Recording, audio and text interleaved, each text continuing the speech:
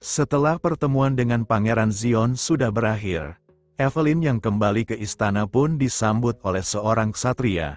Dan pada saat ia melihat para ksatria yang dibawa Evelyn masih bersama dirinya, ksatria itu pun bertanya, kenapa para ksatria istana yang dibawa Evelyn untuk menjaga kediaman Pangeran Zion masih mengikutinya. Dan sambil berjalan, Evelyn pun berkata kalau Pangeran Zion tidak mau menerima mereka. Dan di saat itu juga, Evelyn pun masih terbayang-bayang dengan apa yang dilakukan oleh Pangeran Zion. Ditambah, dengan kekuatan yang telah diperlihatkan, Evelyn pun meyakini, kalau kekuatan yang ditunjukkan oleh Pangeran Zion bukanlah kemampuan dari Celestial Starcy. Dan karena hal tersebut, Evelyn yang penasaran dengan kekuatan dari Pangeran Zion pun memerintahkan prajuritnya untuk meningkatkan penjagaan di sekitar kastil kediaman Pangeran Zion, serta menyuruh mereka untuk memata-matai Pangeran Zion tanpa sepengetahuannya. Di sisi lain, tepatnya di kediaman Pangeran Zion, setelah kepergian Evelyn Agnes, seorang pelayan pun datang dan memberikan sebuah eliksir kepada Pangeran Zion. Dan diketahui, itu adalah eliksir yang mengandung kekuatan serta stamina orc berusia 1000 tahun.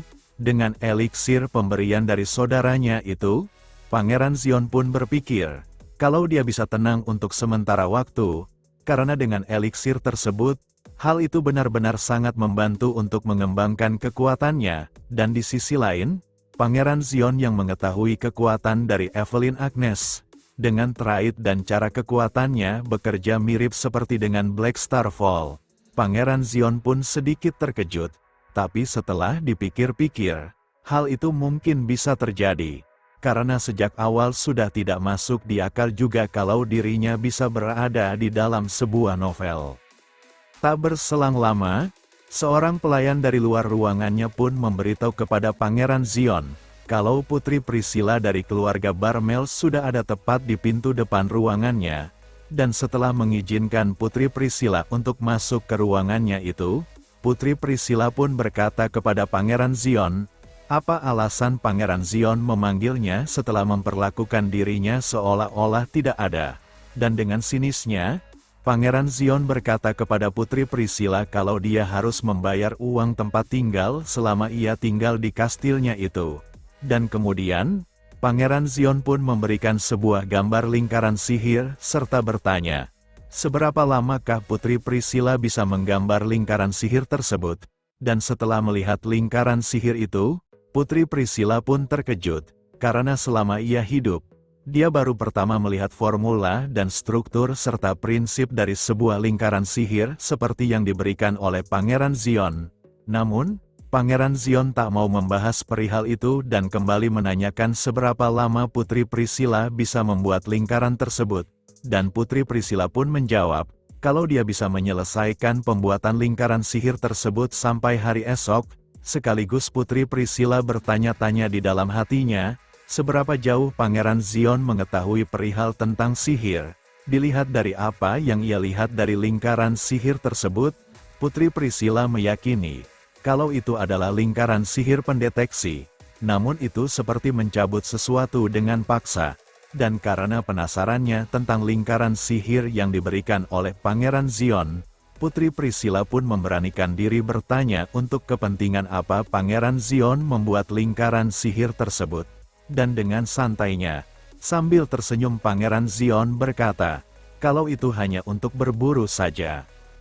Keesokan harinya, setelah persiapan sudah selesai, Pangeran Zion yang mengumpulkan para pelayan istananya di salah satu ruangan pun membuat mereka bertanya-tanya. Dan salah satu pelayan perempuan yang berdekatan dengan kepala pelayan mereka pun bertanya kepadanya, apa tujuan tuannya tersebut mengumpulkan mereka semua di tempat itu? Dan kepala pelayan itu pun berkata kalau dia tidak tahu, karena sejak tuannya sudah berubah. Kepala pelayan itu berkata kalau dia tidak bisa mengerti apa yang dipikirkan tuannya tersebut. Dan di sisi Pangeran Zion dan Putri Priscilla, setelah Pangeran Zion menyuruh Putri Priscilla memulai membacakan mantra sihir untuk mengaktifkan lingkaran sihir tersebut, pada saat lingkaran sihir tersebut mulai aktif, pelayan perempuan itu pun merasakan perasaan yang tidak menyenangkan. dan di sisi kepala pelayan yang ada di sampingnya, dia yang terlihat mulai merasa pucat. Pada saat Putri Priscilla menggigit tangannya untuk mengeluarkan darah sebagai salah satu syarat untuk mengaktifkan lingkaran sihir tersebut, pada saat darahnya jatuh membasahi lingkaran sihir itu, kepala pelayan itu pun berubah bentuk ke wujud aslinya, kalau dia ternyata adalah sesosok monster yang selama ini sudah menyusup di kediaman Pangeran Xion. Diketahui, lingkaran sihir tersebut adalah sihir Enemy Detection Circle. Yang diketahui itu adalah sihir yang mengungkapkan jati diri musuh dalam jarak tertentu, dan dengan terbongkarnya musuh yang selama ini telah menyusup di kediamannya itu, akhirnya diketahui, kalau musuh sebenarnya dari novel Chronicles of the Hero of Frosimar adalah monster yang melayani Raja Iblis yang mendorong dunia tersebut menuju akhirnya. Dan dengan terbongkar identitasnya itu, monster tersebut pun langsung bergerak menuju ke arah Putri Priscilla.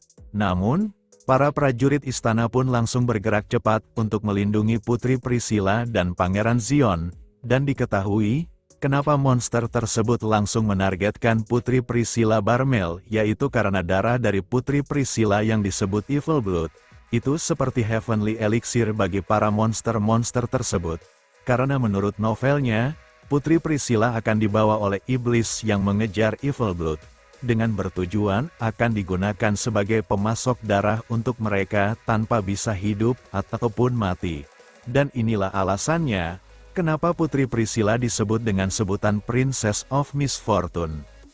Pangeran Xion yang sudah mengetahui kalau para monster sangatlah kuat dan bahkan monster kelas rendah pun lebih kuat dibandingkan dengan manusia biasa, dia pun berjalan untuk menghadang monster tersebut, dan sebelum serangan monster tersebut mengenainya, Pangeran Xion dengan cepat bergerak dan melancarkan serangannya dengan menggunakan teknik Black Star Fall. Namun meski berhasil menghancurkan jantungnya itu, Pangeran Xion menyadari kalau monster tersebut mempunyai satu jantung lagi, dan kemudian, Pangeran Xion pun bergerak menjauh untuk menjaga jarak dari monster tersebut, dan di sisi monster itu, setelah salah satu jantungnya dihancurkan, dia yang baru melihat lingkaran sihir tersebut yang membuat jati dirinya terungkap pun bertanya-tanya, serta dengan kekuatan Pangeran Xion yang baru saja berhasil menghancurkan salah satu jantungnya itu, karena, semenjak ia menyamar di kediaman tersebut, dia baru tahu kalau Pangeran Xion mempunyai kemampuan yang belum ia ketahui sama sekali. Next, kita lanjut di part selanjutnya. Terima kasih.